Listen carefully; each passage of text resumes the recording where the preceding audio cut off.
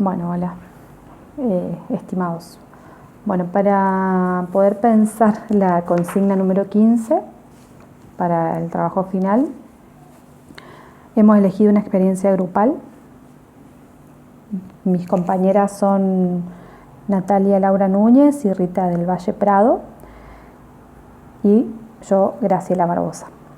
En relación a la experiencia grupal que decidimos recuperar, fue el poder, después de mucho tiempo de querer hacerlo y de muchos intentos anteriores, empezar a cursar la carrera del profesorado de psicología. Las tres somos amigas que nos conocimos en nuestro recorrido por la UNC, cursando la licenciatura en psicología. Por una cosa u otra nunca pudimos inscribirnos al cursado. Bueno, en este contexto de pandemia, al ser virtual este cursado, bueno, decidimos inscribirnos. Estábamos como un poco confundidas, perdidas, en el sentido de preguntarnos cómo iba a ser esta cursada de manera virtual, ¿no? Sumado también a lo macro que estaba pasando, que era la pandemia, ¿no? Entonces, como que en principio teníamos que organizar toda nuestra vida en función de lo que pasaba con la pandemia, ¿no? Esta incertidumbre del que iba a pasar, de no sabíamos, ¿no? En esto, algo muy nuevo para todos, para todo el mundo, se le sumaba esta posibilidad de poder cursar de esta manera, la cual nunca habíamos experimentado. Entonces nos pareció importante, ¿no? Poder pensarnos cómo nos posicionábamos frente a esta situación. Nosotras estábamos acostumbradas en este sentido a cursar en la masividad de la UNC, compartiendo el mate, los bancos, estando en otro tipo de contexto, recorriendo el espacio físico, ¿no? Entonces, bueno, se nos presenta esta situación, bueno, ¿no? Nos anotamos cómo la afrontamos. En un principio fue una cuestión de esto de la organización, ¿no? Cómo empezábamos, cómo empezábamos como a amigarnos con esta nueva forma de aprendizaje, ¿no? Esto que se llama también, ¿no? Lo que nombra Claudia Sánchez, que es el aprendizaje autorregulado.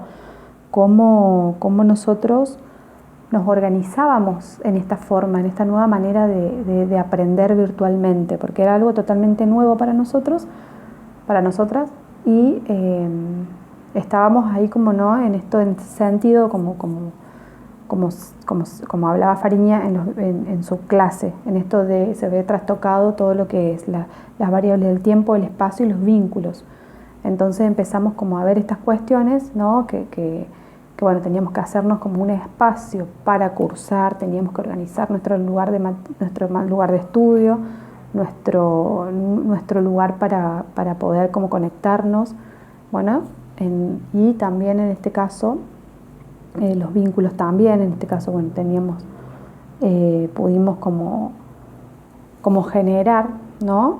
Entre nosotras, entre Nati y Rita, en este de poder apoyarnos, ¿no? También tenernos ahí de manera virtual, aunque estemos cada una en su lugar, sabíamos que podíamos estar conectadas.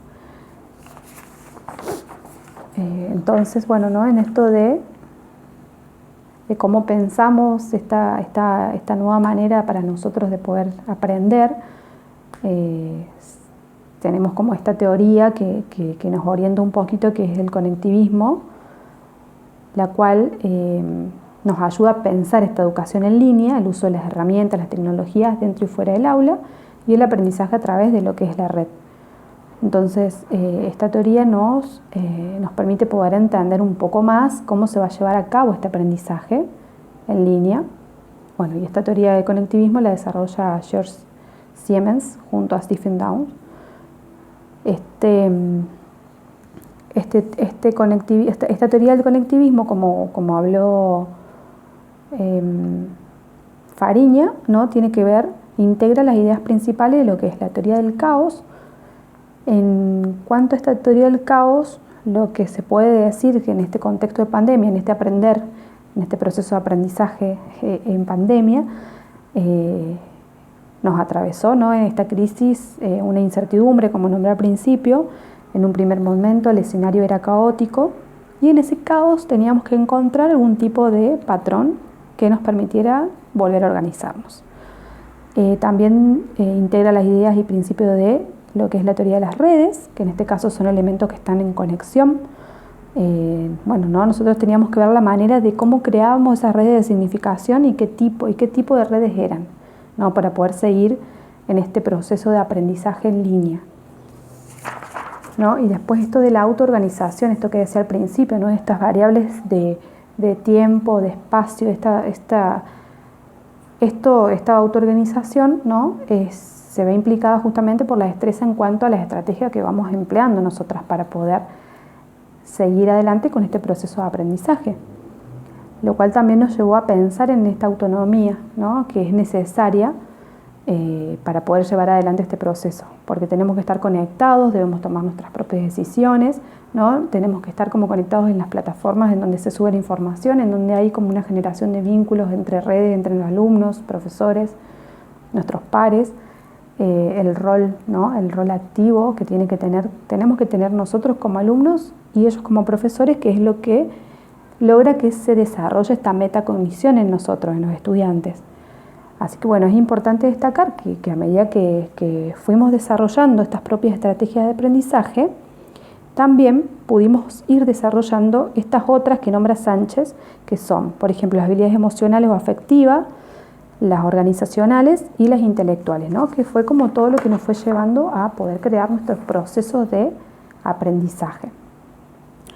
Entonces podemos concluir que sin dudas en este contexto, ¿no? De pandemia y relacionado a la universidad, las consecuencias están a la vista, pero bueno, ¿no? Pudimos ir como pensando en cuáles eran las posibilidades, ¿no? Que nos brindaba la institución y cómo nosotros podíamos tomar estas posibilidades y transformarlo en un aprendizaje significativo.